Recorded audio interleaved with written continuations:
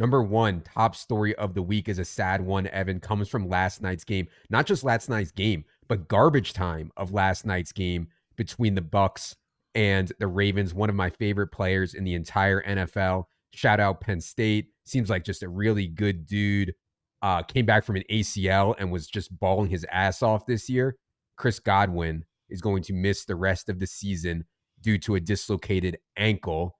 Also in this game, in the first quarter, Mike Evans, maybe it was the second quarter, I don't remember. Mike Evans pulls up lame with a hamstring injury, not like a tweak, not like, oh, my hammy hurts, let me come out. He was writhing in pain, was Mike Evans when he went down. So we were preparing for both of these guys to be out for a while. Evan, what was your reaction to what happened to the Bucs wide receiver core last night? Yeah, and the Bucs have been playing really well on offense. I think that you could make a strong case that this was Chris Godwin's best, at least first half of the season of his career.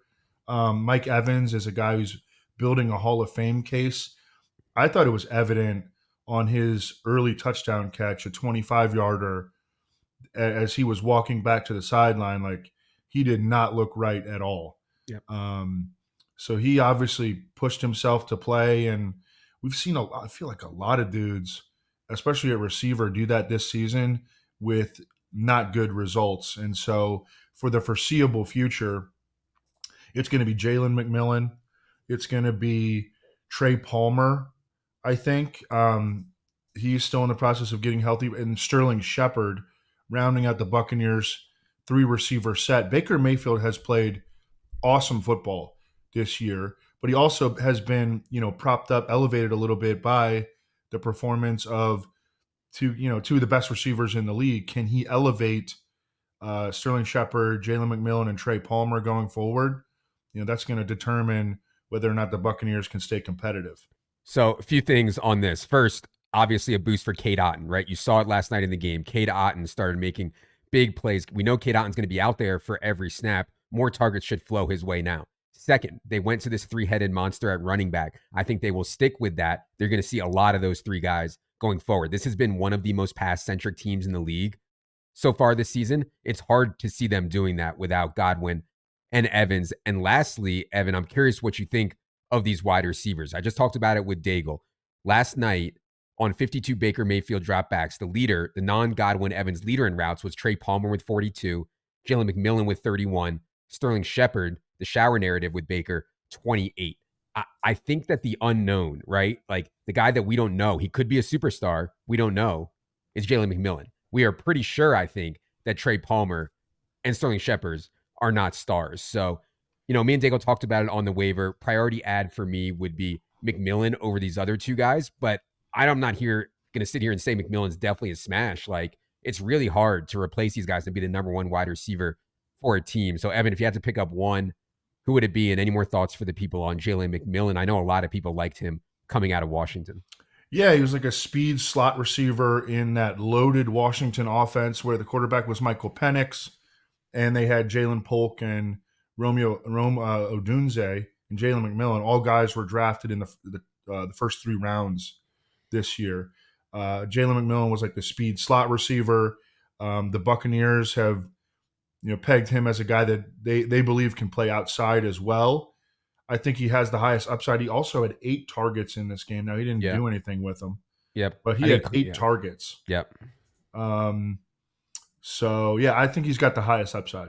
I mean, Jalen McMillan was impressive in the preseason, and if you followed all the beat writer stuff this offseason, he was like the star of Bucs camp for much of it. So I'm somewhat excited. He took like no time to claim the Bucs' third receiver job, and then he suffered a hamstring injury, which set him back. For sure. Last thing on the Godwin stuff, like I thought the best picks of the entire fantasy season at the wide receiver position were Rashee Rice, Nico Collins, Rashid Shaheed, and Chris Godwin. And now they're all out. Like, just crazy, man. And I talked more about it on the solo pod. You guys can check that out if you want more thoughts there. Okay.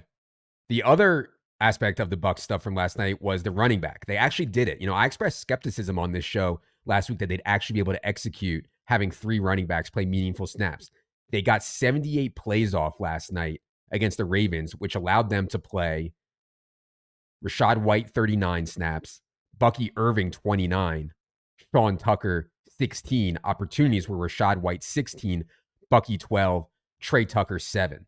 Rachaad White was so good in the past game, he still had value. But man, this is going to be tough here, Evan, if they're really going to try to play three guys. What do you think of how the running back stuff for the Bucs played out last night? I just think that it's, it's like you said, it's going to be really tough. I mean, we've talked for years really about in good offenses, we can deal with it being a two-man backfield. Both guys can end up having value.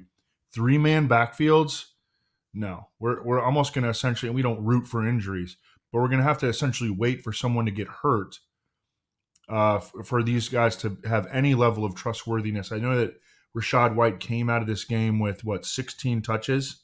Yeah. Yeah, but I don't think that that's entirely. And he scored 2 touchdowns, but I don't think that that's entirely trustworthy. Sean Tucker ran the ball well. Bucky Irving got a touchdown. They like all these guys, and all these guys deserve playing time.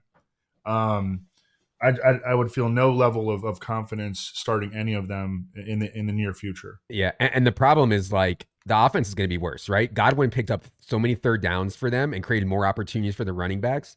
Like you're going to see less opportunities and less offensive efficiency, less red zone opportunities. It's just all bad. And you're not going to run 78 plays every game. You're going to run more like 60 or 65 most games. So yeah. And Mike Evans is like losing him, I think, is probably the most impactful loss, even though Chris Godwin was outplaying him in terms of production to this point, because Mike Evans, not only does he make plays on his own, but he changes coverage as a guy that, defense have to commit multiple defensive backs to be looking at him. So you're right. Like the overall expectations for the offense have dropped significantly, and that's going to trickle down obviously to the running backs. Yep. All right.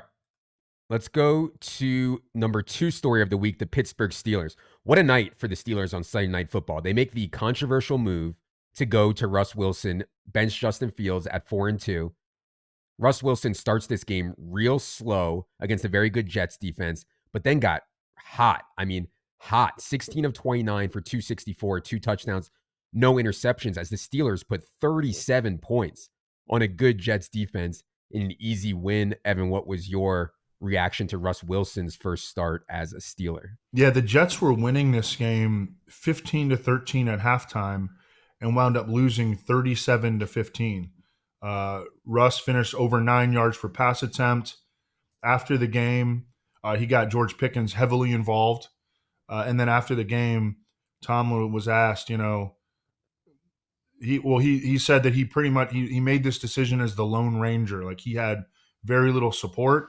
That's why they pay him the big bucks. And that decision looks great to go from Justin Fields to Russell Wilson in the first game. Yeah. I mean, the moon balls to Pickens were, just incredible. Like, their skill sets, the way that Russell Wilson throws the football matches how George Pickens plays, attacks the football.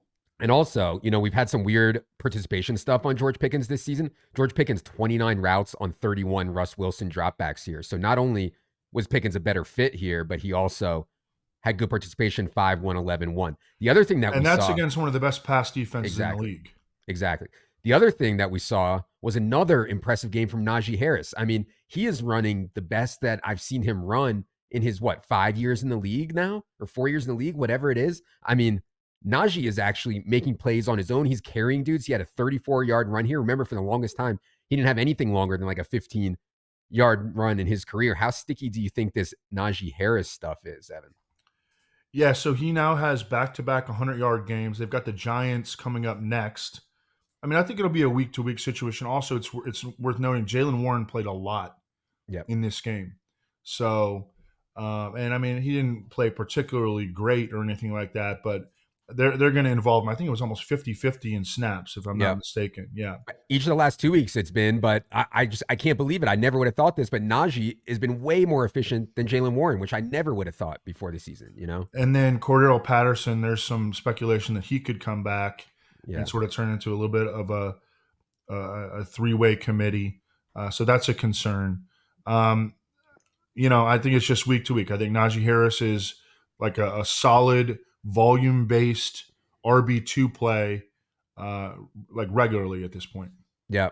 Like Evan said, home against the Giants this week, and then the Steelers have their bye. So a lot of good vibes around the Steelers right now. Third story of the week comes from Cleveland. And I actually thought in the first half of this game, Deshaun Watson was playing reasonably. We had some alt props on Deshaun Watson. I thought he was going to hit them. He had like close to 150 yards, I believe, in the first half. And then near the end of the first half, pops his Achilles, is done for the season. And like, this is what everyone wanted to see, right? Not only was he playing as like the worst quarterback in the NFL, but he has all this off-field stuff going on. It just, everybody was rooting for Deshaun Watson to be done. He's likely played his last down, I think, now as a Brown, and maybe in the entire NFL. Evan, what was your reaction to Deshaun Watson's season-ending Achilles tear? Yeah, and they're also on the, well, it couldn't have happened to a better guy.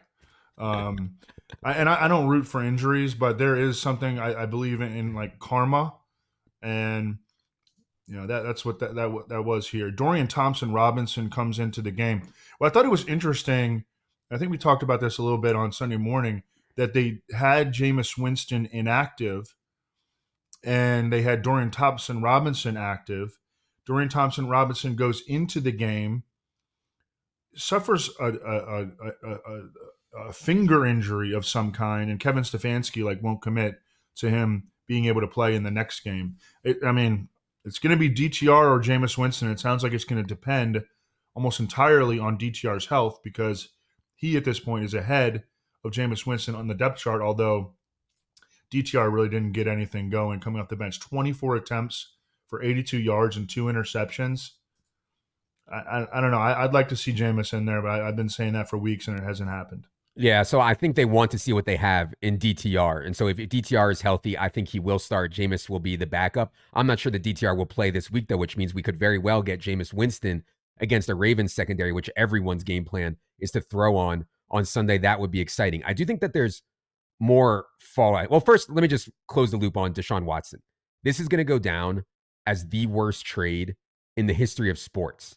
We're talking about more sexual assault allegations than games played. He made $25 million per win, and they're still going to owe him a ton more. I mean, that number is going up. They gave up 3 first-round picks, a third, and 2 fourths for the right to pay Deshaun Watson $230 million guaranteed in the midst of sexual assault allegations. I mean, I know the Bryce Young trade is awful. I know the Russ Wilson trade is awful. I know there's been awful trades in sports. This will go down, I think, as the worst trade in the history of sports. I mean, it's just absolutely wild what the Browns did here. Absolutely wild. Even with the Bryce Young trade, everyone kind of considered him to be like a virtual, I know this sounds crazy saying in hindsight, but everyone at the time considered him to be a virtual lock as franchise quarterback. So you could sort of understand why the Panthers would do that in the moment. In the moment, as the Browns were acquiring Deshaun Watson, it was like, whoa, what is going on here? Yeah. Because of all the stuff surrounding him off of the football field. It was, and that makes it worse, I think, than the Bryce Young deal. Because we knew in real time that something was off here. 100%. I mean, the stone cold worst trade ever. Absolutely incredible. Okay. Just some more fallout here. The David Njoku without Amari. I mean, he is the featured player for them. We saw it down the stretch last year when Njoku was going off. Like, a big part of this offense when Njoku was healthy is just get it out to Njoku quick and let him make athletic plays. And we've seen him be a red zone target. I mean, he's just an absolute beast. Love having Njoku right now. And then also I noticed, Evan, Cedric Tillman and even Elijah Moore earning more targets than Jerry Jeudy. Cedric Tillman was an interesting prospect. Talked with Daigle about that on the waiver show. Outplayed Jalen Hyatt at times at Tennessee. If Jameis is in there, I'm kind of interested in Cedric Tillman. So yeah, any more thoughts on Njoku, Tillman, any other pass catcher stuff for the Browns? Yeah, Cedric Tillman's pretty interesting as he's built like an actual true X receiver. He had 8 for 81 on 12 targets in this game. And he's going to get that opportunity the rest of the way. The quarterback, play could definitely be a hindrance. But yeah, he played at Tennessee with Jalen Hyatt and Hendon Hooker, and they had like a really explosive offense. And I think that they had a big upset over Alabama at one point. And there were people that thought that Cedric Tillman, especially in those guys' second to last year together, and then I think he had injuries as a senior, but he was considered the better prospect than Jalen Hyatt. And it wound up that Jalen Hyatt was kind of I think he was drafted a little bit ahead of Cedric Tillman. Either Mhm. way, Cedric Tillman is a big physical guy that if he can show the ability to get open, I think he could be a factor in the second half of the season, to an extent in fantasy. Yeah, and we talked about all this without even noting that Nick Chubb got back on the field here in this game. Was inefficient, but great to see Nick Chubb back on the field. This game was without Jerome Ford. We'll see how that split looks when Jerome Ford gets back, but I still don't think they want to like overly extend Nick Chubb or anything like that in this lost season for the Browns. Number 4 story of the week comes from San Francisco. Debo only plays 4 snaps due to illness. Turns out he has pneumonia. And then the big blow, Brandon Ayuk left after 25 snaps, torn ACL, done for the season. Yet another season-ending wide receiver injury. It's not like Ayuk was playing well, Evan. He had one really big game, but you know that this dude was going to pop up for some big games down the stretch here. So another blow to the 49ers and to fantasy teams. What was your reaction to the Brandon Ayuk season-ending ACL tear? Yeah, unfortunate. I did agree with Sam Sherman tweet where he was talking about, hey, this is why you go to battle to get your money. And Brandon Ayuk came out on top. I mean, this can happen to anyone. And he wound up getting paid, and hopefully he'll be back. Hopefully by like mid-season last year, at least returning somewhat to form. We've seen this multi-ligament knee injury with a bunch of receivers really recently. Michael Gallup kind of never came back from it. Chris Godwin took almost 2 years for him to get back to his old self. Hopefully Ayuk can do. Ayuk is still a really young guy. The Debo Samuel situation to me is fairly worrisome because he had fluid in his lungs. He was struggling to breathe, and then Kyle Shanahan has since been asked about it. There's no timeline for Debo Samuel to return. So we're looking at Jawan Jennings and monitoring his health because he's been dealing with a hip injury. We saw that. I mean, he can make plays. Oh, yeah. When he got opportunity, he had a 175-yard game, and then Ricky Pearsall, he had a few catches in this game, and he was a first-round draft pick. So I mean, he's going to get opportunity. Also, Jacob Cowing is an interesting player. He's got some explosiveness. He had 2 catches for 50 yards here, and I think they are willing to like manufacture him some stuff. But those are the guys to keep in mind right now for 3 receiver sets. Yeah, I mean, Juwan Jennings didn't practice at all last week with that hip issue. I haven't seen anything on his status for week 8. If he plays, he would be my favorite to lead the team in targets here. Ricky Pearsall is obviously the most exciting one. This was his first game since being shot. Ricky Pearsall earned 5 targets, caught 3 of them. They traded up, or they didn't trade up. They took him in the first round, I believe 31st overall, ahead of where most people thought that he would go. They clearly liked him coming out, and now he's going to have a big role. So, yeah, both those guys are for sure priority ads right now in the very efficient San Francisco offense. This was not an efficient game, though, for Brock Purdy. This was like the nut low Brock Purdy game against the Chiefs in the Super Bowl rematch. Kind of remind me of that Ravens game from last year where Purdy just absolutely face planted and threw a bunch of picks. So that was clearly not good. The other news that I have around 49ers, Christian McCaffrey, reports are targeting week 10. They play week 8 against Dallas. Then they have their bye. And then hopefully week 10 against Tampa, we're going to see Christian McCaffrey make his return. But yeah, Evan, any more thoughts on 49ers in terms of what happened to Purdy and the team on Sunday? Ugly loss to the Chiefs. I think they ran into a buzzsaw defense. I mean, this is the best I think that the Chiefs defense has played, even during the Steve Spagnuolo tenure. And my hats go off to him. I mean, Brock Purdy looked confused. Brock Purdy has played awesome this season. Okay, I mean, with a lot of moving parts around him.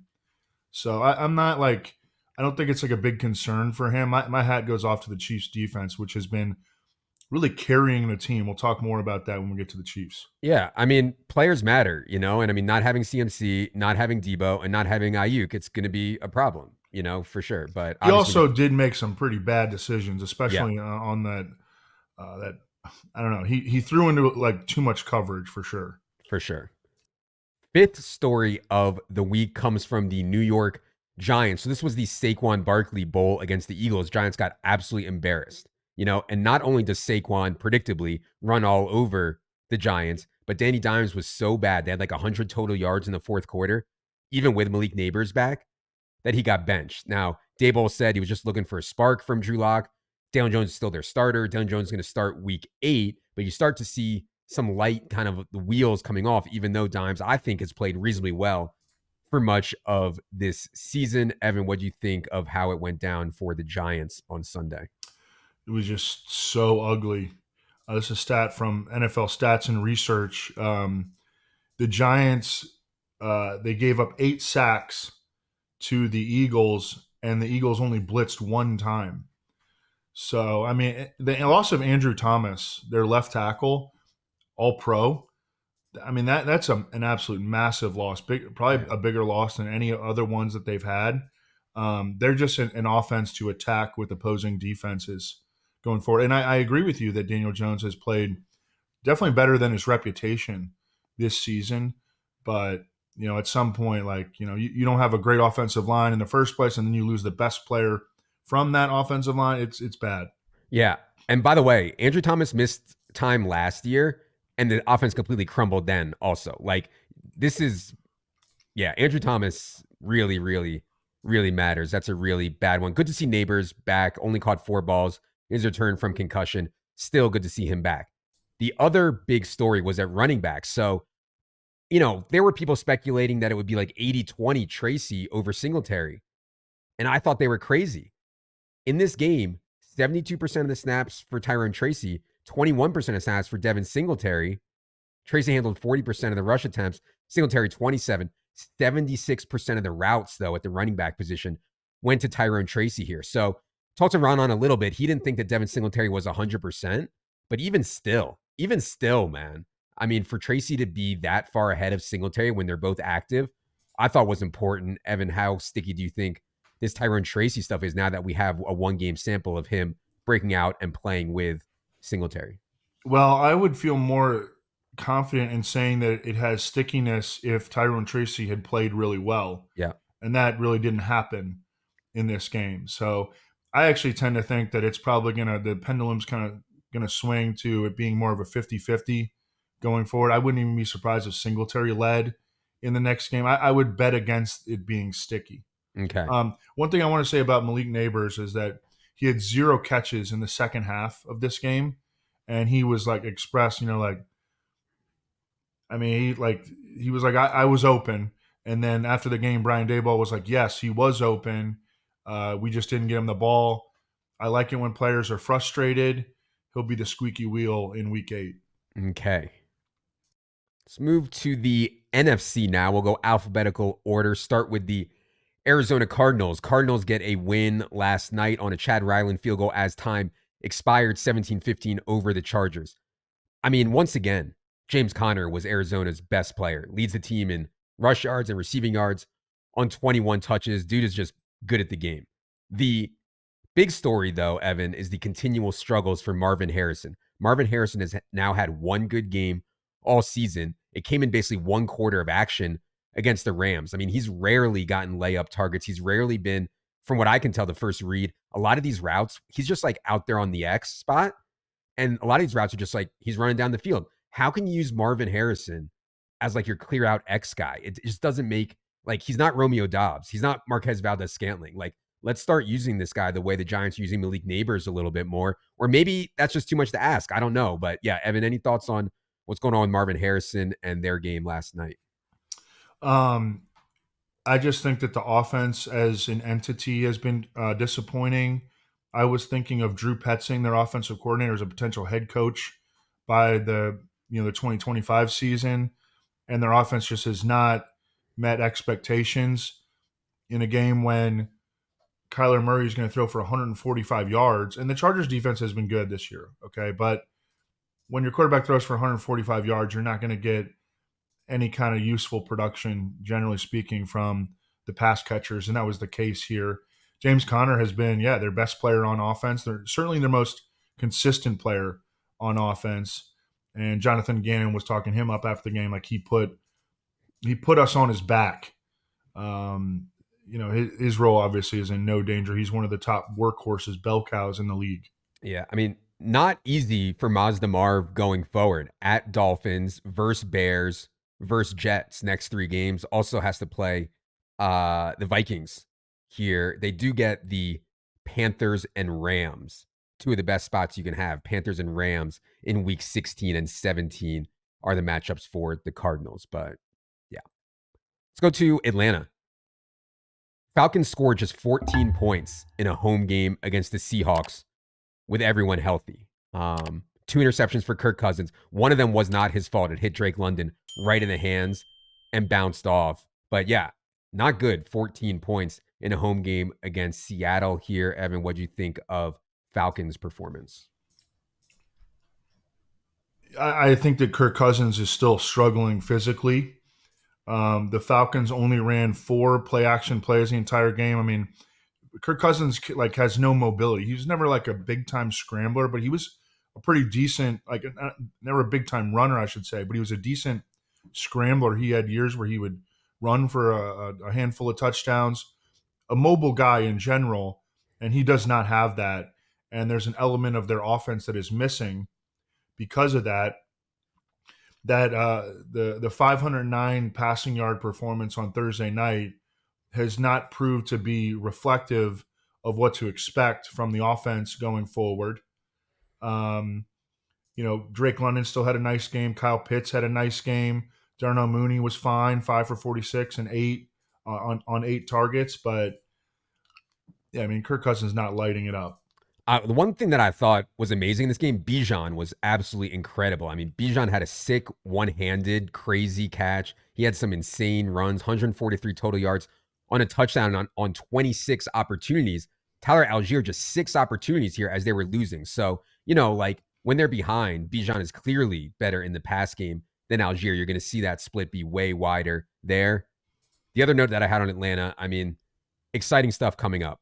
Bucks, Cowboys, Saints in their next 3 games, and they continue to just play the same 3 wide receivers in every snap.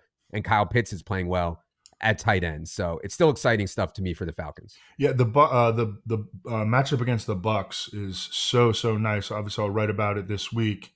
But the Bucks also just lost their top cornerback, Jamel Dean, so that's going to be a rise up spot, no question, for Atlanta. Let's go to the Carolina Panthers. So they lost 40-7 to a Marcus Mariota-led Commanders team. I mean, this is one of the worst defenses that I can remember ever, like doing this. And Andy Dalton is just face planting now also. Total mess for the Panthers. Chuba Hubbard still somehow got there, scored a touchdown late as he played into garbage time. But yeah, Evan, any thoughts on Panthers' latest meltdown, this time against Marcus Mariota? I mean, I think this is an easy one. We always want to start our guys against the Panthers offense or the Panthers defense. Bryce Young got in this game, but it was not until it was 40-7. And then it sounded like Dave Canales is not considering going to Bryce Young yet. I mean, I think that eventually that's going to happen. Yeah. But I guess that's not on the table yet. The big thing for me here to watch over the next 2 weeks, it would be crazy. Like the Panthers should trade Deontay Johnson, and there are plenty of teams that could use Deontay Johnson. He's in the final year of his deal. Obviously, they're going nowhere. I don't think re-signing Deontay Johnson or something. You could still do that after the season if you wanted to, but like this idea that Deontay Johnson is some, oh, we're gonna get Deontay Johnson and Bryce Young's gonna be great. Like that was always crazy. So getting, I don't know, a 3rd-round pick or something for Deontay Johnson, I think the Panthers should and probably are considering that. So yeah, Also, back-to-back solid games for Jatavian Sanders. Xavier Legette. Let's see what these guys can do down the stretch, So yeah, I think those guys are going to have their chances here down the stretch. And maybe that Coker kid also. Bears were on a bye in week 7. They will come out of their bye to play at the Commanders. Caleb Williams and the offense was certainly humming before the bye. That came against the Rams, Panthers, and Jaguars. But still, a couple more good spots coming up. Didn't really have any other notes on the Bears. Evan, anything for you on the Bears as they come out of their bye? Caleb Williams over his last 4 games is the quarterback 6 in fantasy. Yeah. He's gotten better every game. They've got a nice cake matchup at home on the road against Washington on Sunday. Everybody's healthy. DeAndre Swift has been on fire. Yeah, I mean, the arrow continues to point up on the Bears' offense and their outlook moving forward. Let's go to the Cowboys, who were also on a bye in week 7. They will come out of their bye to play the 49ers on Sunday Night Football. They are getting healthier, Evan. Like, I was reading Deron Bland. I believe he was all pro at corner last year, was Deron Bland. He could be back. First time since foot surgery. Micah Parsons could be back. Now, they won't have Brandon Cooks. They won't have DeMarcus Lawrence. But just getting Bland and Parsons back could make this defense significantly better. Evan, any thoughts on Cowboys as they come out of their bye? Yeah, Deron Bland had like 5 pick sixes or something last year. Yeah, and they should also get back their starting middle linebacker, Eric Kendricks. I still don't think that their defense is going to be very good, and they should be in some shootout situations going forward. Yeah.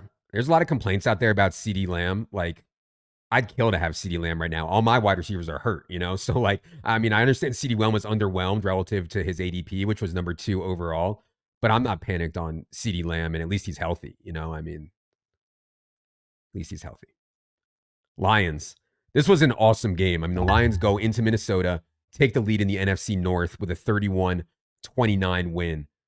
Jared Goff is in the MVP conversation now, Evan. I mean, he's completing almost 74% of his passes, leads the entire NFL in passer rating. Obviously, Lamar is the favorite right now, and Patrick Mahomes is in the mix, but Goff is not that far behind. What do you think of Lions' win in Minnesota? Yeah, Goff is playing like the best football of his career, maybe, and he's had some nice seasons in Detroit. Obviously, went to a Super Bowl with the Rams, but I think he's playing at the highest level. He has been unbelievable against the blitz, which is what the Vikings do. And Jared Goff ends up 22 of 25 for 280 yards and 2 touchdowns. Amon-Ra St. Brown, as we talked about on the Friday show, Amon-Ra St. Brown is the perfect receiver for beating the blitz. He winds up with a big game. David Montgomery missed snaps in this game because I guess he banged the back of his knee on someone else's knee. He came back in and he's fine, but that kind of allowed Jahmyr Gibbs to have one of these massive games that we've been waiting on. Jahmyr Gibbs has been fine, Yeah. but he hasn't had these like slate-breaking games, and he was able to get that in against the Vikings. I mean, he looked shot out of a cannon. Give him any kind of a crease, and he's like he can hit home runs. Yeah. He really reminds me of Jamal Charles. Yeah. He's absolutely incredible. And like, he's been one of the better fantasy players when David Montgomery is healthy. You can see the ceiling when David Montgomery misses time. It's just absolutely absurd on Jahmyr Gibbs for sure. He was like 2% in DFS. Also, the other story here, Evan, and I had a whole rant on this on the solo pod, but Jameson Williams somehow got suspended for performance enhancing drugs. In a league where I assume the vast majority of guys are doing performance enhancing drugs, somehow Jameson Williams somehow got caught. I mean, they're out to get him, the deep state. I don't know, man, but he's going to be suspended for 2 games. We're going to get Tim Patrick, I think, for a pretty big role, and Cleve Raymond kind of staying in his role. Any interest for you in Patrick or Raymond for these 2 games that Jameson Williams is out? Always interested in players on the Detroit Lions. They're going to get a lot of snaps. I think that Tim Patrick has looked really good in the 2 or 3 games that he's played. Yep. I mean, he looked rock solid out there. I mean, he's a big body, which is kind of not something that they haven't really had that this year. Having moved on from Josh Reynolds, I think that Tim Patrick can step right into that role and be fairly productive. Let's go to the Green Bay Packers. Packers escape with a good win at Lambeau over the Houston Texans. Defense did an unreal job on CJ Stroud, and we'll get to Stroud when we get to Houston, but Jordan Love throws 3 touchdowns. Big story for me was that we finally got to look at this wide receiver core with everyone healthy on 37 Jordan Love dropbacks, 32 routes for Romeo Doubs, 31 for Jaden Reed, and then Watson 19, Wicks 17. In other words, Dobbs and Reed are the primary players. Watson and Wicks are rotating. That's kind of how they played it in the preseason too. So I think that's how they want to play it ideally. Evan, what do you think of Packers win over the Texans? Well, Romeo Doubs was a beast in this game, making catches over Derek Stingley, making low probability catches. and he looked like an alpha in Yeah. this game. And since that week where he got suspended for conduct detrimental to the team, it's almost like a fire got lit beneath him because he's been really, really good. I didn't know that he had this in him, but he's been like that for the last 2 games, and he's looked like their true number one receiver, which is kind of what the beat writers were talking about throughout training camp, that Romeo Doubs looked like Jordan Love's number one wide receiver. And Jordan Love has been awesome in fantasy lately, really since the beginning of the season. He's an Yeah. every week quarterback one. Yeah, and a couple good spots for Jordan Love coming up here at Jaguars this week and then versus Lions next 2 weeks for the Packers. Also, Josh Jacobs got his first career receiving touchdown, which, man, that took a little too long. Dude's been around for like, upwards of a Wow. decade. I can't believe that stat. That's crazy. Isn't that wild? Yeah, that's crazy. Yeah, Okay. I think it's like an NFL record how many catches he had without a touchdown. Yeah, that's wild. Rams. Rams rode their defense surprisingly to a win over the inept Raiders. Pass catching stuff was pretty disappointing, honestly. Like Jordan Whittington played just 9 snaps due to his shoulder issue. Stafford only had 154 yards against the Raiders. I thought it was interesting stuff at the running back position, which I want to get to. But yeah, disappointing overall offensive performance. Evan, what do you think of Rams win over the Raiders? The fact that Jordan Whittington was not a factor here was, I think, surprising to a lot of people. And then Sean McVay talked after the game. It was because Jordan Whittington is a rookie and he barely practiced throughout the week. So that's something to kind of, file away for the future, I believe. I think people were talking about him as a cash play in DFS. Yeah, I played. Yep, I played him. Yep. Oh, you played him in cash. Yeah. Shoot. But yeah, dealing with a shoulder injury. Now they're on a short week. Puka Nacua not due back until week 9, I think at the earliest. Although I haven't even heard any chatter recently about Puka Nacua and his return timeline. The big news is that Cooper Kupp sounds like he's going to play Thursday. We currently have him projected in. I will say at the same time, there are trade rumors around Cooper Kupp. Diana Rossini came out today and said that the Rams are willing to move Cooper Kupp for a pretty hefty price. I mean, I think she said 2nd-round pick and something else. 2nd-round pick, and they would be willing to pay his salary. And they'd be willing to pay his salary. Okay. If that happens, I'd be surprised, a little surprised if that happens. But if that does happen, I still think they like Whittington. He just needs to get healthy and be out there. They like Whittington more than Tyler Johnson. And I think he's better than Tyler Johnson. He just needs to be healthy, clearly, needs full practices. The other note that I had was at running back. So during this game on the broadcast, Trent Green, of course, who everyone remembers from some of those Rams teams, Trent Green said it was something like Sean McVay told us he wants 2 series for Kyren Williams and then 1 series for Blake Corum. But when the game is down, the chips are down, that's just not what McVay does. Kyren, 49 snaps, 6 for Blake Corum. And I guess my point is that even if he wants to ideally do this, when Sean McVay gets into games, he just loves Kyren so much, he just keeps putting him out there. So still think Corum is an awesome stash and handcuff, but I don't trust what he says about using him right now at all. And yeah, I consider Corum like one of the best stashes, but not someone that we can really count on week to week, clearly. All right. Vikings. So Vikings lose the NFC North showdown to the Lions. Surprisingly, Brian Flores' defense is what let them down. I mean, Darnold played well. Darnold was 22 of 27. Aaron Jones, I thought, was healthy and awesome. Justin Jefferson was really good. But they gave up 31 points, did the Vikings at home here. Evan, what do you think of Vikings' loss to the Lions? Yeah, well, they were playing the Lions, so that can happen. I mean, the Lions are a freaking offensive juggernaut. Aaron Jones, to me, and I think that I even thought this in Green Bay. I think that we consider only maybe a handful, or upwards of 10 running backs across the league to be true needle movers, guys that actually matter.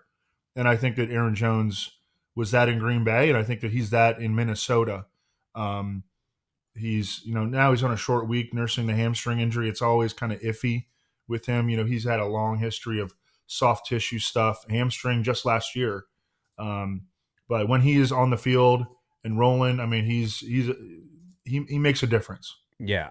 And he was listed questionable here with hip and hamstring issues, was Aaron Jones, and he still outsnapped Ty Chandler 43-11 and played great. Other news in Minnesota, they do play Thursday. We're currently projecting Hawkinson in, but limited. So Hawkinson, I think, is going to return for this game. We'll see. I think they're calling it questionable for now, but huge boost at the tight end position where obviously a lot of people need help. On their participation report, both Aaron Jones and TJ Hawkinson were listed as practice participants on Monday. I don't even know if they actually had a practice. I think they might have had like a walkthrough. They might not even practice at all. Yeah. A lot of teams don't, but they have to issue a report nonetheless. And Hawkinson and Aaron Jones were both listed as limited. I think that's a good sign for Hawkinson. All right, let's go to the Saints. This game was way back last Thursday. Feels like forever ago now. They got smoked by the Broncos at home, and I almost felt bad for the Saints in this game. I mean, no Olave, no Shaheed, no Taysom Hill, no Derek Carr, tons of offensive line injuries. You know, it was like a JV team at home on national television. It just sucked, right? And the Broncos absolutely rolled them. The good news is that Taysom Hill, Cesar Ruiz, Pete Werner, and Chris Olave could all be back this week. Lucas Patrick will almost certainly be back per Underhill. So yeah, it's getting better for the Saints right now, but there's still a lot of questions. Evan, what do you think of Saints' ugly loss last Thursday to the Broncos? So I was hoping for a little bit bigger of a game from Kendre Miller, who essentially made, I mean, has he even had carries in the NFL before? Did he have a few last year? I think he might have. Yeah, he played a little bit last year. Yeah, he played a little bit last year. I mean, he just, seems like he's been a ghost since he entered the NFL. But I mean, he had some nice runs in this game. So I thought that was, I think that he should be he should be stashed everywhere. Alvin Kamara has also been the subject of trade rumors, and their season is like nearing a tipping point. Might already be there. So Kendre Miller should get some run down the stretch. I think that he's a guy who should definitely be on rosters, on benches. Yeah, I mean, we've talked a lot about selling Kamara high. It's probably too late now, but this team is 2-5. He's 29 years old. He's not going to be able to hold up to these huge workloads. So yeah, they are at Chargers next. No Derek Carr again. Obviously no Shaheed. So yeah. Olave, getting the offensive line and Olave back though, I think, and Taysom will make them look like an actual NFL team. It sounds like Derek Carr in a best case scenario would return in week 9. Yeah. And it could be longer than that. So I think we'll definitely get at least one more start out of Spencer Rattler. All right. Eagles. Good win for the Eagles in the Saquon Barkley Bowl. Defense was awesome. And we talked about the Andrew Thomas stuff already, but they sacked Daniel Jones 7 times, get him benched. And then they bring in Drew Lock and they get a sack on Drew Lock also. I mean, just no chance for Daniel Jones against this defense. On the Eagles side, only 14 pass attempts for Jalen Hurts in this game all day, but that's still enough for A.J. Brown to go 589-1. I mean, A.J. Brown just been absolutely unstoppable. Going back to last season, he had like those 6 or 7 straight games of 125 or more receiving yards. This year, he leads all fantasy wide receivers in points per game. Evan, what do you think of Eagles' win over the Giants? It was the Saquon. Saquon was the big story because they were burning the Giants were burning his jersey, not the Giants players, but I guess fans were burning it, and they put it on the big screen in the stadium. Man, that just seems like a little too much. And then Saquon saw it, and he's like, "What? Like, wow, that is crazy." And then on his like third carry or whatever, he hit like a 55-yard touchdown, and he's been incredible. Yeah. This entire season, and I don't. The only thing that could stop him at this point would be an injury. And in this game, they whipped him so bad that, I mean, Kenny Pickett came into the game. Yeah. Kenneth Gainwell had 13 carries. Will Shipley had 8 carries. But I was listening to Brian Baldinger, who is like, I think he played for the Eagles. He's a Philly guy, and he was like, whenever A.J. Brown is cooking and healthy, and they get him the ball, this Eagles offense can be, as good as anyone. And they were able to get him the ball in this game. But Baldinger's just like, really the entire offense really revolves around A.J. Brown. He's the guy they need to get the rock to, and they did here. For sure. Just on the Saquon stuff, 17 carries, 176 yards, 1 touchdown. He sat out most of the fourth quarter. even though Nick Sirianni gave him the chance to go back in to break records, he said, nah, let the other guys eat. So, I mean, it could have been even bigger for Saquon. And the other thing that I thought was interesting about this, even in this revenge game, right? One of the reasons I was really high on Saquon in this game was I thought if they got to the 1 yard line, that it would be Saquon runs, not Jalen Hurts tush push. And they did the first time they got at the one. It was a Saquon handoff. He got stuffed. Jalen Hurts got tush push on the next 2 plays and gets in. Hurts ended up with 2 tush push touchdowns. So it just reiterates to me that like they're very committed still to the tush push from the 1 yard line. This Eagles schedule is just absurd. We talked about it last week and the week before. At Cincinnati versus Jacksonville, at Dallas versus Washington, at the Rams next 5 games. Ooh, like that is nice. And this is coming off of a game against the Giants. It's just like Eagles stuff is so good right now. Grant Calcaterra really did nothing, and Yeah. that's because the Eagles didn't have to do anything in the passing game. Well, I mean, he Jalen threw it Hurts went 10. 14 attempts. Right. Yeah. So that's going to happen. Dallas Goedert last week, as of last week, was considered week to week. Hope the Dallas Goedert owners, they need him back against Cincinnati. That'll be a nice matchup. Yep. Let's go to Seattle. So they were calling this Kenneth Walker's flu game. He was listed questionable with an illness. Apparently he had the flu. Kenneth Walker, doesn't matter. Dominant once again, turned 16 touches against the Falcons into 93 yards and 2 touchdowns. And he continues to show well in the pass game. The touchdown catch that he had, if you guys haven't seen it, awesome catch on the touchdown deeper down the field. Like when running backs are getting targets like that and winning on them, it's just so valuable. You see guys like Gibbs and Achane get chances like that as well. Saquon Barkley and Derrick Henry are certainly 2 of the best running backs to have, but Kenneth Walker, I believe, was the RB2 in our rest of season top 150 last week, and I think that's well deserved. Evan, what do you think of Seahawks game against the Falcons? It was also Kenneth Walker's birthday, so shout out, happy birthday, Kenneth Walker, and all of his fantasy owners. Geno Smith, the numbers don't look sensational, but he has been sensational this season. Just the way that he moves in the pocket. I mean, and like the throws that he's willing to make. This has been his best season since he's been in Seattle, and he's had some pretty nice years. 2 years ago, I think he was a comeback player of the year, maybe, but he's been awesome. Yep. DK Metcalf suffered a knee injury. Yep. And he got carted off. Yep. And he is considered week to week. If he can't play, then we should see a lot of Jackson Smith and Jigba, who's been up and down, was quiet here, and obviously Tyler Lockett. Yeah, so the DK Metcalf thing is interesting. They have a bye in week 10, and he already said he wants to play here in week 8. So I'm not saying that he's going to sit out through the bye, but the Seahawks maybe want him to. I don't know. We'll see.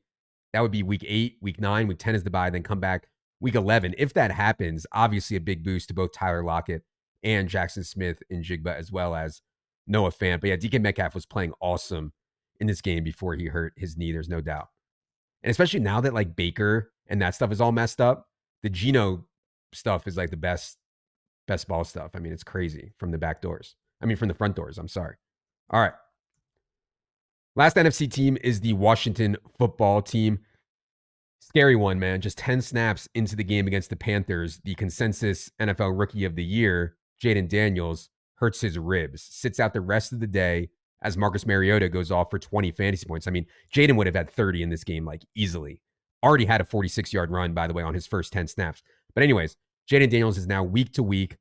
Definitely could miss time. We know how it goes with these rib injuries for quarterbacks. They need to avoid getting hit there on pain tolerance stuff. So we'll see on Jaden Daniels. But the good news, I guess, Evan, is it's not an overly long-term thing. What do you think of that and any other Commanders' thoughts out of this game?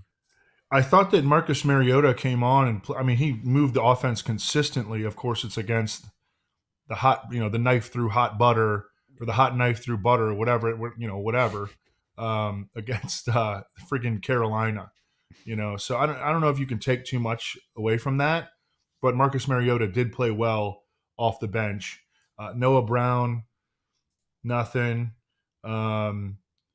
Other than that, I mean, Terry McLaurin still got there. I had like a nice early DFS team, like I started off pretty nice, and I had Jaden Daniels. I'm like, oh baby, we're cooking, and then adios. So I also think that he sounds more likely to miss this game against Chicago than to play, agreed. and I think that kind of sucks because it would have been nice to see Jaden Daniels' team against Caleb Williams' team. For sure. Other note that I had on Washington, good to see Brian Robinson back and playing well off that knee injury, 12 carries, 71 yards, and a touchdown. As Evan mentioned, home versus Bears, at Giants versus Pittsburgh, next 3 games for the Commanders. All right, let's move it over to the AFC now. Start with the Baltimore Ravens. Another insane Lamar Jackson and Derrick Henry game. I mean, in theory, these guys aren't correlated well at all, right? They both rely on rushing touchdowns. Henry's not really a factor in the passing game. Henry doesn't play on third downs in the 2-minute drill, but the Ravens are scoring so many points. I mean, they're averaging almost 4 touchdowns a game. They're putting up 35 plus points. They're both smashing, and I think both have actual cases. Lamar Jackson, favorite for MVP. Derrick Henry, favorite for Offensive Player of the Year. So another really impressive offensive performance for the Ravens last night. Evan, what do you think of their game against the Bucs? Yeah, I think that if the season were to end, so and correct me if I'm wrong, Patrick Mahomes right now is in betting markets the favorite to win MVP? Until last night he was. After last night, Okay. now Lamar is the favorite. I got you. Okay. See, like, I think that there is no question that if the season were to end today, Lamar Jackson should be the MVP, and he would be one of the what did we discuss the other week? There have been like 6 all-time players who have won 3+ MVPs. I mean, that would put him in elite. I mean, he's like, we're talking about a Hall of Famer here, a guy that people used to call a running back, Yeah. even though he's a quarterback. But I mean, he is playing just absolute lights out. He's elevating guys. Not like Rashad Bateman had maybe the best game of his career against Tampa Bay. Now you can throw the ball all over Tampa Bay, but Lamar Jackson did just that. And this offense is humming. Remember, year 2 of Todd Monken, the offense has taken hold. The offensive line has really settled down. We're seeing it every week at this point that these dudes are smashing, and there's seemingly no stopping them. Although Zay Flowers, how are we feeling about his injury? Yeah, he came back in, and I thought he looked okay. So, yeah, good. he got back in the game and seemed to be fine. NFL players who have won at least 3 MVP awards: Johnny Unitas, Jim Brown, Brett Favre, Tom Brady, Aaron Rodgers, and Peyton Manning. So, yeah, if Lamar wins another one, he would be joining that list. By the way, Derrick Henry is now on pace to run for 2,120 yards. That would break Eric Dickerson's record set in 1984 at 30 years old is the big dog. So, yeah, I mean. So I have not looked, this game happened last night. I have not looked at the participation stuff. Where was Mark Andrews? Because his box score obviously looks nice. 16 routes on 28 Lamar dropbacks. So, he's still in that range where he's playing, like 55, 60% of the routes. It's fine. It's not a great role, but it's a fine role. And obviously they've been very efficient. He needs to score touchdowns like a lot of tight ends that are out there running 60% of the routes, Yeah, 2 touchdowns were great for sure. Also, quiet Flowers night, injury maybe had something to do with it. Rashad Bateman showed his ceiling, 2 long catches. One of them went for a touchdown here. Bills actually got behind in this game, 10-0 to the Titans at home. So we finally got to see Josh Allen flash some volume in the pass game. I mean, he threw it a season high 33 times, got 323 pass yards and 2 touchdowns. That correlated at the same time with Amari Cooper making his Bills debut. Amari Cooper only ran 12 routes. He didn't know the plays. He caught a touchdown where he had to ask someone next to him, like, hey, where do I go? They were pointed up the middle. He runs up the middle and catches a touchdown. It's like, but once Amari Cooper gets up to speed here, obviously that's going to be huge. 12 routes, 466-1 for Amari Cooper in his Bills debut. Evan, what do you think of that? And any other Bills thoughts? Yeah, and Keon Coleman had the best game of his season so far, by far. I just think that going from what they were running out there before at receiver to Amari Cooper on the outside, Keon Coleman on the other side, Khalil Shakir in the slot is just such a big upgrade from whatever. Khalil Shakir is their number 1 receiver, Mac Hollins, Keon Coleman, who struggles to separate. Now, like, you don't really worry that Coleman isn't the greatest separator because the other two guys can separate in Shakir and Amari Cooper. And a lot of scramble drill completions for Keon Coleman. But I mean, that's something that's an area that can get him open and let him win. So the offense, like they needed to do that to go get Amari. And again, as you mentioned, only 12 routes for Amari Cooper. So we haven't even seen the ceiling yet necessarily for the Bills passing offense. One other note, Josh Allen has zero intercept. He threw 18 interceptions last year. He has zero interceptions Yeah. this season. So he's playing at a very, very high level as well. Yeah, Curtis Samuel left after 2 snaps with a shoulder issue in this game. Also, Dawson Knox got banged up, which in theory should be a boost for Dalton Kincaid. But yeah, we talked about that a little bit on the waiver show. Other note that I had here, James Cook was back in this game, and Ray Davis played through his calf issue in the first half before things got kind of out of hand. Opportunities were 6 for James Cook, 1 for Ray Davis. Ray Davis did have a 16-yard touchdown run in garbage time late in that game. But yeah, all right. Let's go to Bengals. Bengals went to Cleveland and hung on for a 21-14 win on a day they only ran 53 plays, in part because they had a 100-yard kickoff return to start this game, which is never good for the pass game of the offense, but also just because the offense, I didn't think was that crisp at all. Evan, what do you think of Bengals win in Cleveland? Yeah, the Bengals got nothing going in the first half, and they started to come around. I mean, it's a talented Browns defense. You know, you're on the road. I don't think anybody ever should have projected this to be some sort of a shootout. So, but the Bengals got it going in the second half. T. Higgins continues to look like an alpha. Not that he's like the alpha and over Jamar Chase, but I mean they have two alphas. So he's having an awesome season. Chase Brown had 17 touches here to Zach Moss's 9. Yep. I think that Chase Brown continues to make his move to be the Bengals 1A and Zach Moss to be the 1B. Yeah, I mean, Chase Brown's share of running back touches has gone up every single week this season. The other note that I had on the T. Higgins stuff, I mean, Evan mentioned 2 alphas. How about this, Evan?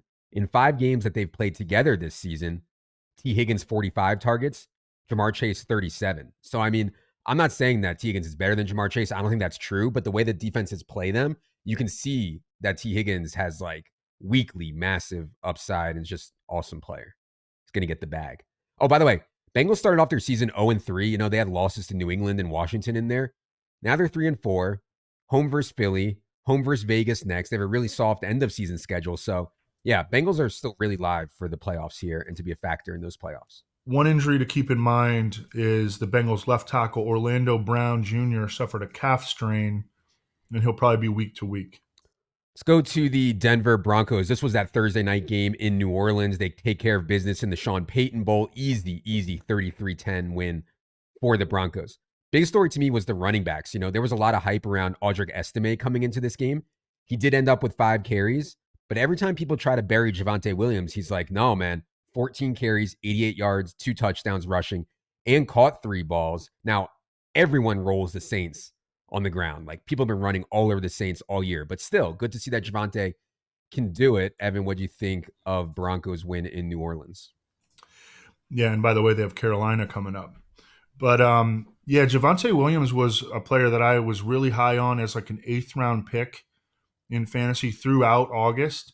And I was worried, man, after a couple weeks, like he was not looking good. The offense wasn't looking good. The offense still doesn't look great, but he's looked good over his last 3 games. Javonte Williams averaging over 5 yards per carry on 49 carries. He's got 13 catches over his last 4 games, and he's played over 63% of the Broncos' offensive snaps in 3 straight. So I think that he's kind of taken control of the backfield. Jaleel McLaughlin really hasn't been doing much. Audric Estime hasn't been, playing very much. I think it's Javonte Williams' backfield at this point in time, and he could potentially separate further against this horrible Panthers defense at home in Denver. Yeah. By the way, Cortland Sutton, 0 catches on 0 targets in this game. We've talked about him being a poor fit for Bo Nix. Meanwhile, the shower narrative has started to get going. 5 for 50 for Troy Franklin here, and also some positive stuff from Sean Payton on getting Troy Franklin more reps out there also. So that's one to watch.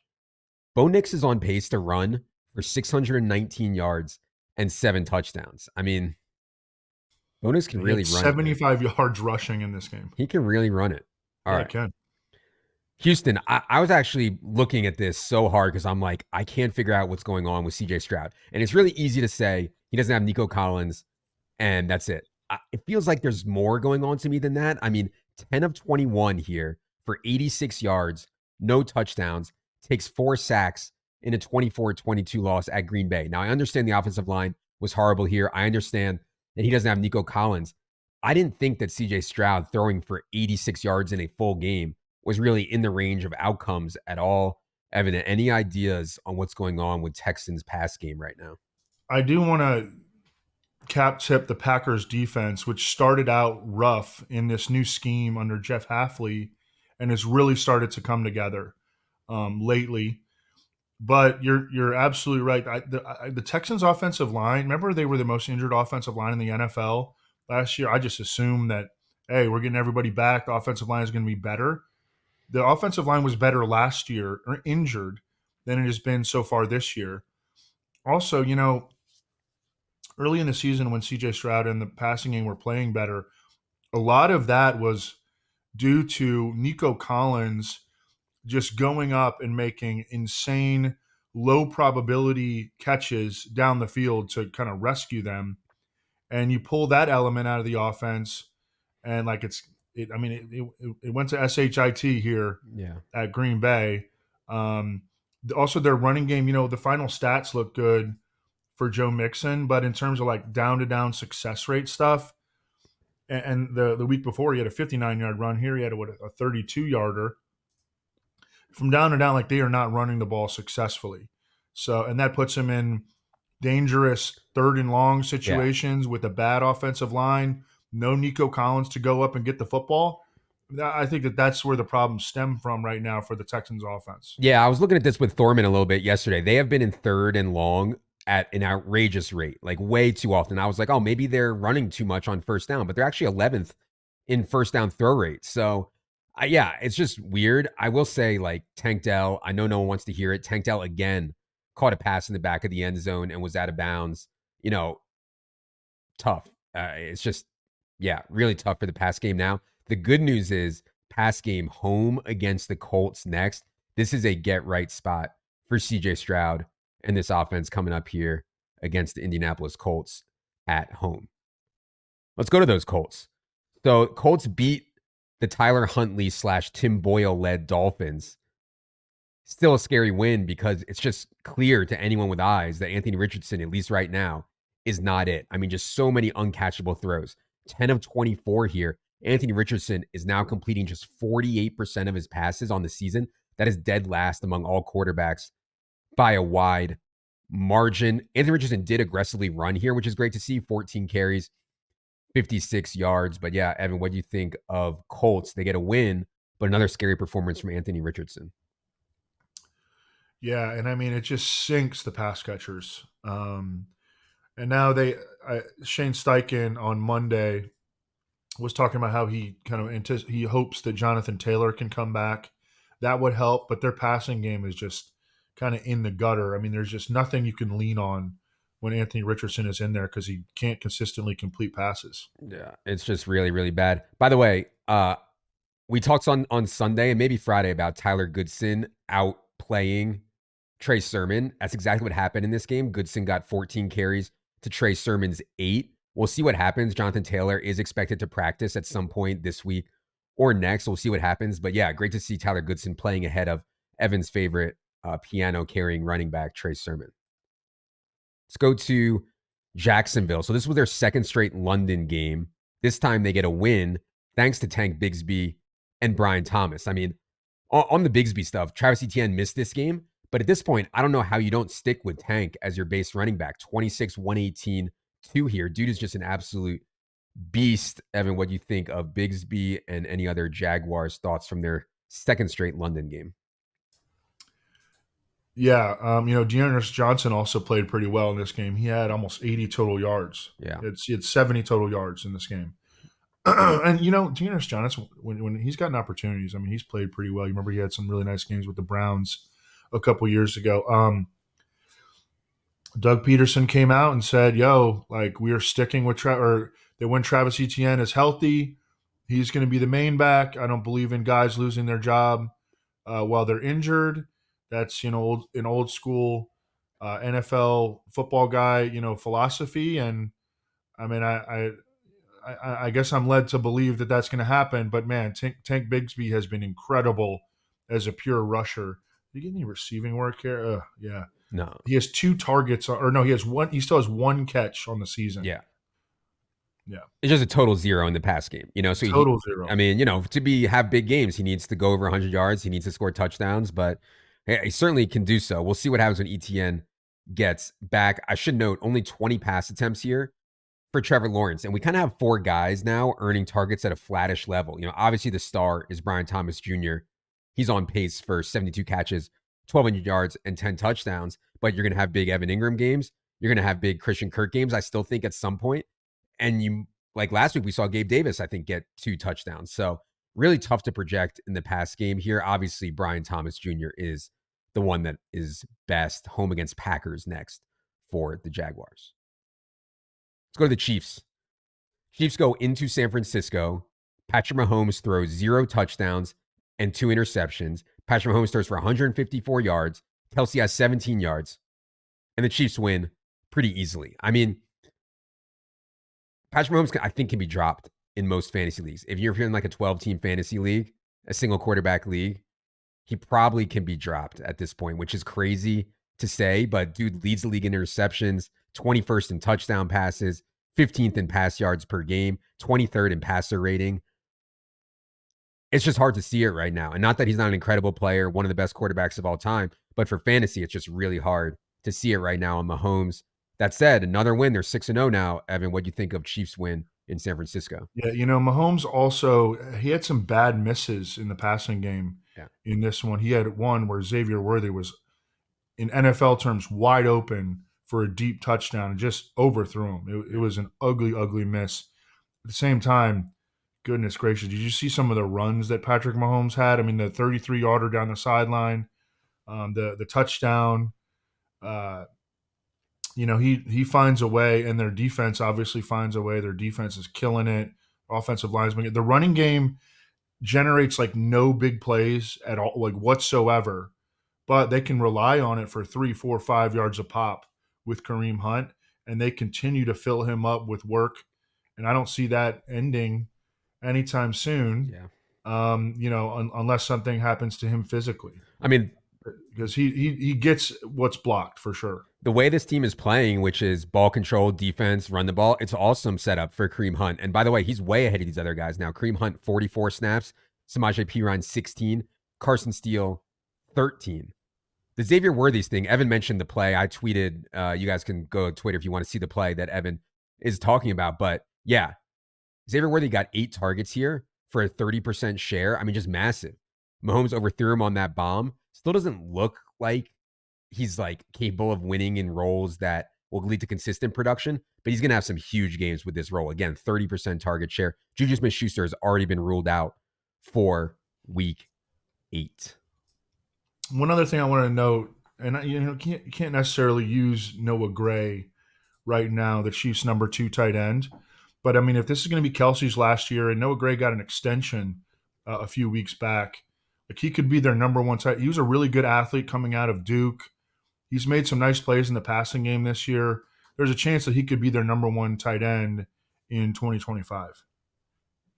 Let's go to Las Vegas Raiders. So Aiden O'Connell started this game for the Raiders, breaks his thumb. He's out 4 to 6 weeks. Gardner Minshew comes in against the Rams and throws 3 interceptions against 0 touchdowns. I mean, wheels are coming off this Raiders team in a big way. The only thing going on is Brock Bowers, a historic rookie tight end season incoming. But other than that, man. Oh, and I should say, Jacoby Myers hopefully will be back this week. And I do think Jacoby Myers could have a role just on volume. Like he's going to see 30% of the targets. No one else is going to earn targets here other than Bowers and Jacoby. But yeah, Evan, what do you think of Raiders' ugly loss to the Rams?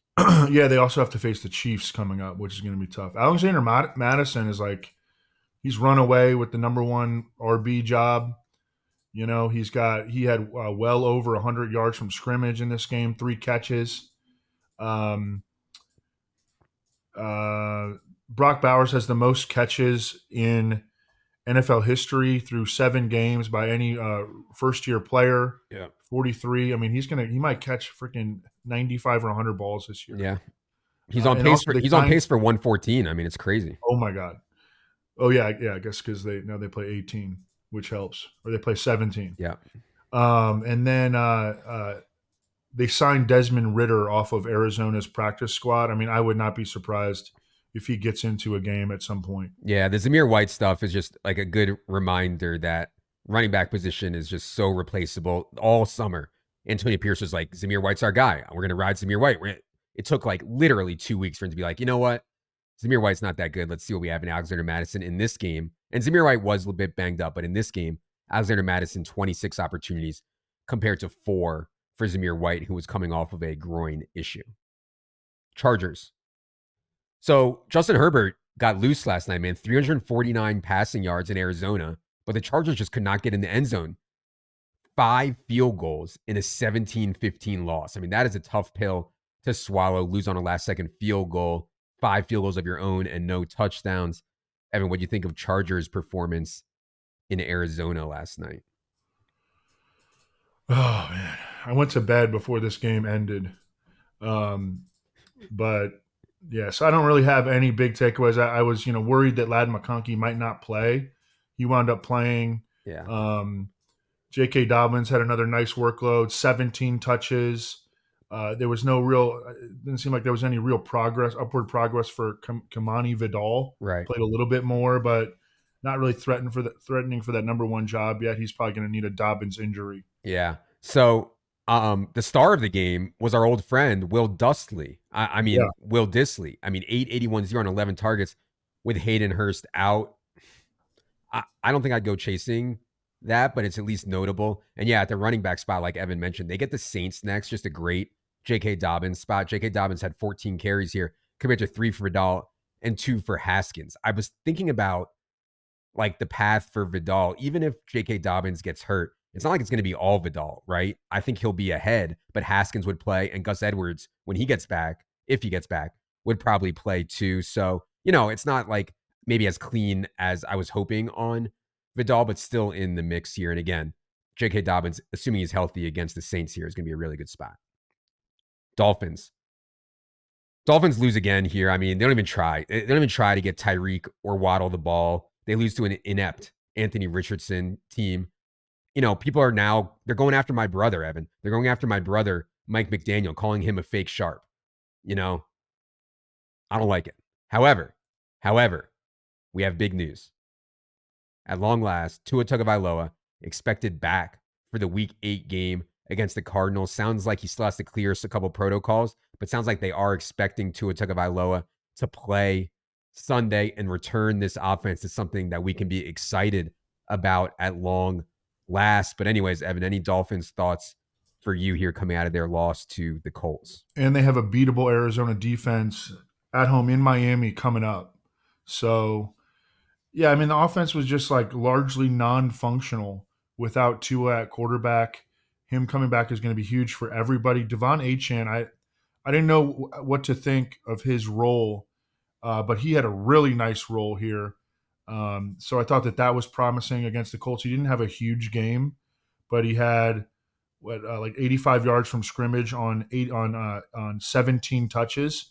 If he can get that kind of workload in an offense that's going to be a lot more efficient, a lot more explosive, score a lot more points with Tua at quarterback, then I mean he can get back to being the smash that he was in the first 2 weeks before he got hurt and before Tua got hurt. For sure. Yeah. I mean, might be some, easing back in, but pretty excited about all of the Dolphins stuff. Go back to that very tight and very efficient offense that we saw before.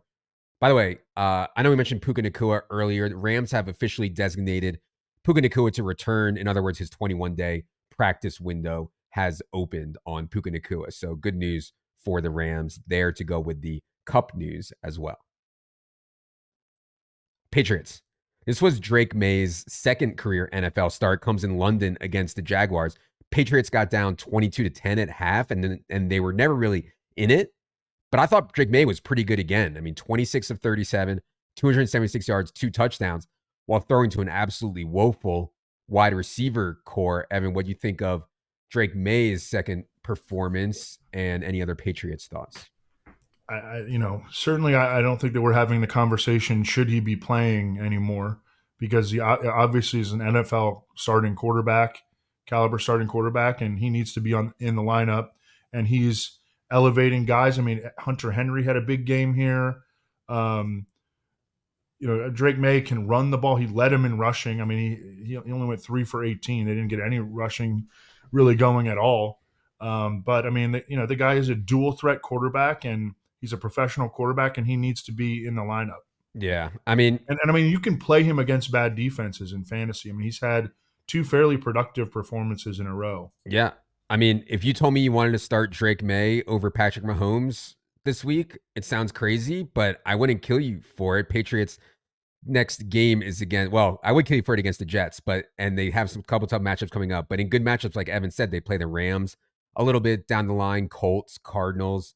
You'll be able to use Drake May. But yeah, a lot of tough matchups actually in here now that I look at the schedule for Drake May. Yeah, the Jalen Polk stuff is scary. I mean, his catch rate is so low. People are killing Jalen Polk on Twitter for his drops. Hasn't made any tough catches. So yeah, Pop Douglas to me is the number one target there, and Hunter Henry is right there with him as well. Jets. Ugly debut for Davante Adams as a Jet. They fall to 2-5 with a bad loss at Pittsburgh. I actually thought that Aaron Rodgers was like fine in this game. That one interception, it hit Garrett Wilson's hands. It was not his fault. What do you think of Davante Adams' debut as a Jet here, Evan, and any other Jets thoughts? I mean, I thought that Aaron Rodgers would come out trying to, force him the ball, and he did to an extent. I mean, Davante Adams had 9 targets, but I think that in hindsight, it probably would have made the most sense to expect there to be, I mean, they haven't played together in 3 years. Okay. I think that they'll get that quickly once they get in some quality practice time, some practice reps together. But, to expect him to come out, and he hasn't played since week 2 or week 3. Yeah. So yeah, certainly some rust to shake off. I couldn't believe how bad the Jets defense was, though, man. I mean, just one of the worst games I think I've seen the Jets defense play, especially in the second half there against Russ Wilson. Really, really bad. They were missing their number 2 and number 3 cornerbacks in this game, but I hear you. I expected them to play better. I mean, they did play pretty well in the first half. Yeah, the wheels fell off in the second half for sure. By the way, like they're 2-5, but they're like still pretending they're a Super Bowl contender. I mean, they're giving Hassan Reddick money now. Obviously, they did the Davante Adams deal. Like they want to trade Mike Williams. I don't know. It's not a well-run organization. There's no doubt about it. By the way, though, the one thing that I think I like that they're doing, as much as I like Braylon Allen, he's not Breece Hall. And in the 2 games under new head coach Jeff Ulbrich, Breece Hall 41 touches, Braylon Allen 6. So, I mean, that gap has gotten real wide there between Breece Hall and Braylon Allen. I think that's right. I mean, they're throwing the ball so much, and Breece is so good in the pass game. So, yes, really excited about Breece. Last team here today is the Tennessee Titans. So, Will Levis has a shoulder injury. Titans say it's a real injury. Doesn't really matter. The Mason Rudolph era is underway, at least temporarily. He goes to Buffalo, gets a 10-0 lead. They end up losing 34-10. I mean, just brutally inefficient offense is always the concern, whether Will Levis or Mason Rudolph is under center. Evan, what do you think of Titans game in Buffalo? Yeah, Mason Rudolph was no upgrade on Will Levis, who, by the way, there was a report from Schefter that Will Levis's shoulder injury could be like a month to like 4 to 5 week thing. Yeah. And there really were no indications that would be the case from anywhere else. I mean, Schefter is the kind of guy who can get unique information.